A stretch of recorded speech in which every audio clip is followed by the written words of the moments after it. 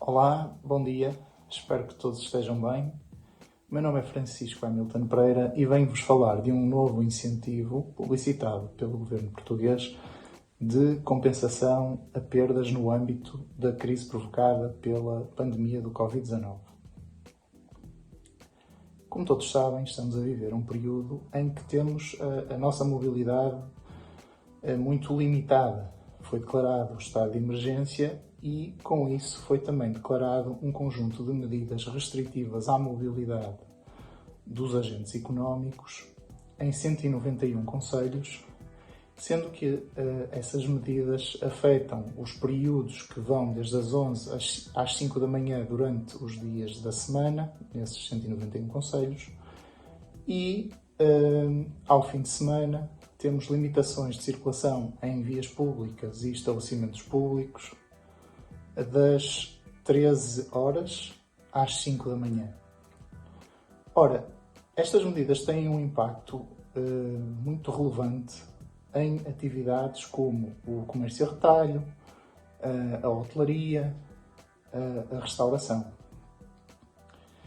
E é neste sentido que o governo português publicou recentemente um novo incentivo, o Apoiar.pt, que prevê um incentivo financeiro que compensa de alguma forma e em parte as perdas verificadas por estes setores. Trata-se, não obstante, de um incentivo com algumas limitações.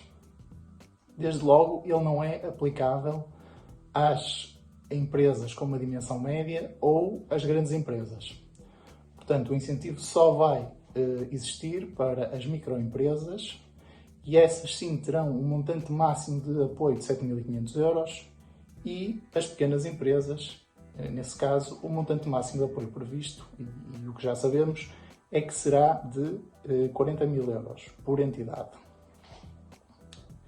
E eu estou a dizer que já sabemos porque, apesar de eu estar a falar deste incentivo porque ele foi amplamente publicitado nos mídias, nesta fase ainda não existe um conhecimento completo porque ele ainda não está totalmente operacionalizado. Quer isto dizer que alguma destas empresas ou destes agentes económicos que pretendam submeter uma candidatura completa e que pretendam conhecer todas as condições de acesso e a forma de cálculo do incentivo, essas ainda não foram divulgadas e, portanto, ele ainda não está completamente implementado.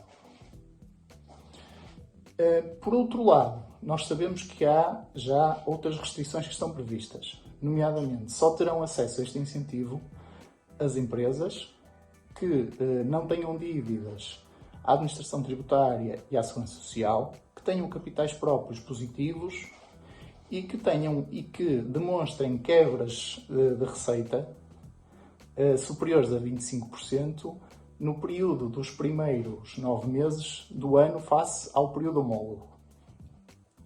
Por outro lado, e na restauração, que tem sido o setor que mais se tem movimentado relativamente às medidas restritivas de circulação, o que já sabemos é que o apoio se vai consubstanciar num valor de 20% da perda da faturação nos 2 fins de semana em que temos estas medidas mais restritivas de circulação, face à média dos anteriores fins de semana.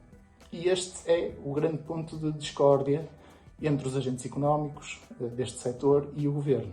Porquê? Porque, de facto, os anteriores fins de semana já foram fins de semana muito afetados pela pandemia, pelas medidas restritivas implementadas. E, portanto, o que os agentes económicos defendem é que os fins de semana a serem considerados deviam ser os do período homólogo, os do ano anterior. Por outro lado, outra crítica que está a ser apontada ao governo e, do nosso ponto de vista, justa, é que, de facto, o incentivo já foi publicitado há cerca de uma semana e, à data de hoje, ainda não conhecemos todas as condições, nem as empresas que se pretendam candidatar têm forma de submeter as suas candidaturas. Podem fazer um pré-registro da própria entidade, mas ainda não são conhecidas todas as regras e as condições de elegibilidade e não são conhecidas as regras para o cálculo do próprio incentivo. Ora, isto traz mais incerteza e é uma incerteza indesejada, sobretudo numa fase em que os empresários das micro e pequenas empresas têm que tomar decisões e decisões que vão afetar e que poderão contribuir ou não para a sobrevivência do seu próprio negócio. Muito obrigado e boa tarde e fiquem bem.